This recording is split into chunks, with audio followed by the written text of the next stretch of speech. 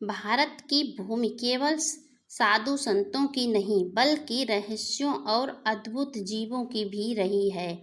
यहाँ संतों के साथ साथ नागों की भी कहानियाँ हैं जो केवल कल्पना नहीं अनुभव से उपजी हैं। बुद्ध के समय में भी एक ऐसा नाग था जिसका अहंकार हिमालय से ऊंचा था, परंतु जिसने जब बुद्ध के चरणों में सिर झुकाया तो उसे मोक्ष की राह मिली। यह कथा केवल नाग की नहीं बल्कि उस अहंकार की है जो ज्ञान की राह में सबसे बड़ी बाधा बनता है। आइए इस अलौकिक कथा में प्रवेश करें। हिमालय की गुफाओं में एक शक्तिशाली नाग रहा करता था, एरकपति। उसके पास अग्नि, जल, वायु और ब्रज की शक्ति थी। देवताओं तक में उसका भय था और वह स्वयं को अमर और सर्वोच्च मानता था। एरकपति का एक मंत्र था, जिन्हें मैं देख लूं वे झुक जाते हैं, परंतु वह अशांत था। रातें बेचैनी में कटती। वह सोचता, मुझे कौन हरा सकता है जिसे मैं गुरु मानूं। उसके भीतर एक अधूरापन था। उसी समय बुद्ध की ख्याति उत्तर में फैल रही थी। लोग कहते, एक मनुष्य जो ना क्रोध करता है ना मोह में फंसता है, वही सच्चा विजेता है। एरकपति हंसा, कोई मनुष्य मेरी तुलना में ज्ञानी कैसे हो सकता है? मैं तो 1000 वर्षों से इस धरती पर रक्षक हूँ। एक दिन बुद्ध वैशाली के पास एक वन में ठहरे हुए थे। रात्रि का समय था। शिष्य ध्यान कर रहे थे और उसी क्षण धरती कांप उठी। एरकपति अपनी पूरी शक्ति के साथ उस धरती पर उतरा। उसके फनों से विष निकल रहा था। आकाश बिजली की तरह चिल्लाया, गौतम, मैं तुझे परखने आया हूँ। अगर तू सच्चा बुद्ध है तो मेरी अग्नि तुझे जला नहीं सकती। शिष्य घबरा गए। आनंद बुद्ध के प्रिय शिष्य उनका रक्षण करने को दौड़े, पर बुद्ध शांत थे, जैसे उन्होंने आकाश गंगा को देख लिया हो। बुद्ध ने आंखें खोली। उनकी दृष्टि नाग की आंखों से मिली। वहाँ कोई भय नहीं था, कोई क्रोध नहीं था, बस करुणा थी। बुद्ध बोले, नागराज, तू खोज में आया है या युद्ध में? नाग कांप उठा।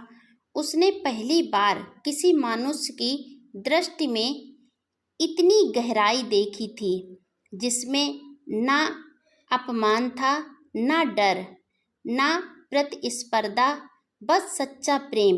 नाग, मैं देखना चाहता हूँ कि तू कौन है। मैं जिस पर दृष्टि डालता हूँ वह डर से झुक जाता है। तभी बुद्ध बोले, और मैं जिसे देखता हूँ उसका अहंकार गिर जाता है। तू शक्ति में प्रबल हो सकता है, परंतु शांति में तू अभी भी एक बालक है। नाग ने अग्नि की ज्वाला निकाली, पर बुद्ध जले नहीं। उसने बिजली की तरह गर्जना शुरू किया, पर बुद्ध की शांति अडिग रही। उसने पूरे वन में अंधकार फैला दिया। बुद्ध की आंखों में प्रकाश बना रहा। तभी नाग की चेतना में एक हलचल हुई। उसने पूछा, तू कौन है? तभी बुद्ध बोले, मैं वही हूँ जो तू बनने की आकांक्षा रखता है। तू शरीर में बलवान है, मैं आत्मा में। तू जन्मों का स्वामी है, पर मैं जन्म से परे। तू भूतकाल की शक्ति है, मैं वर्तमान की शांति। नाग अब घुटनों पर था। उसका रूप छोटा होने लगा। उसकी आंखें नम हो गईं। नागराज ने बुद्ध के चरणों में गिरकर कहा, मुझे ज्ञान दो, मेरे भीतर की आग शांत करो। अहंकार की परीक्षा। बुद्ध मुस्कुराए।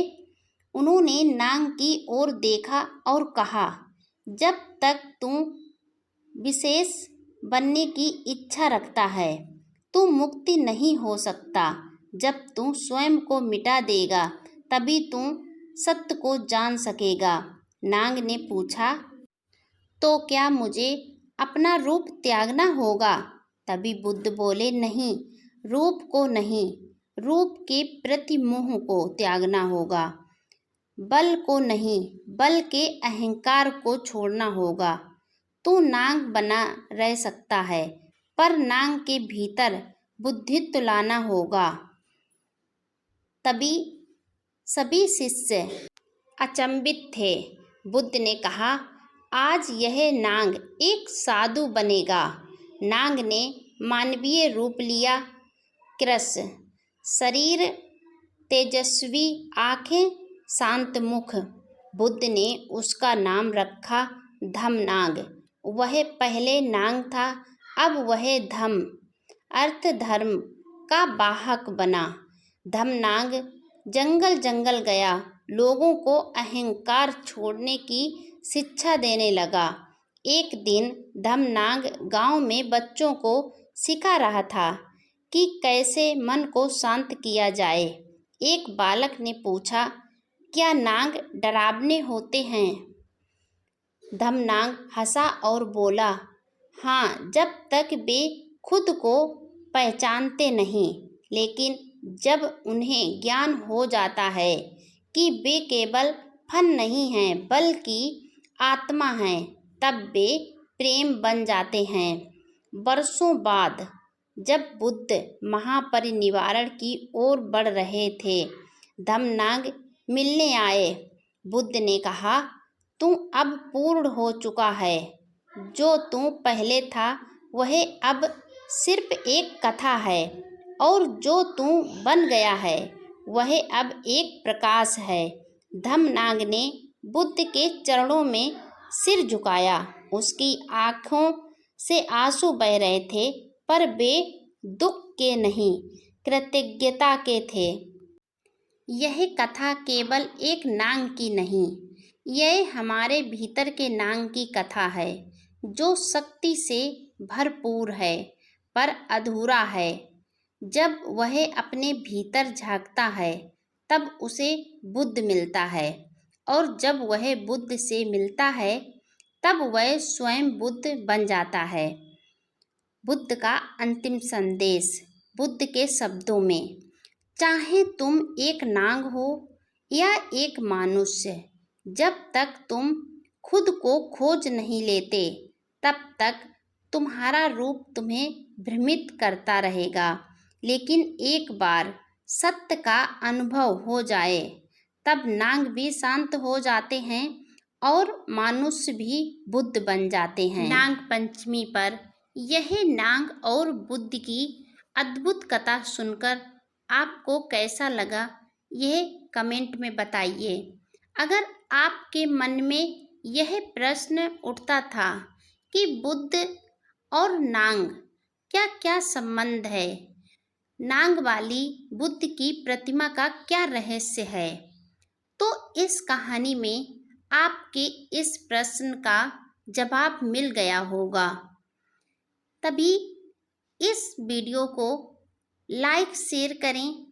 अगर आप इस चैनल को पहली बार देख रहे हैं तो चैनल को सब्सक्राइब कर लें और बेल आइकन ज़रूर प्रेस कर दें, जिससे यहाँ पर आने वाले हर एक वीडियो आपको समय पर मिलते रहें और आप अपने जीवन में कुछ बदलाव ला सकें।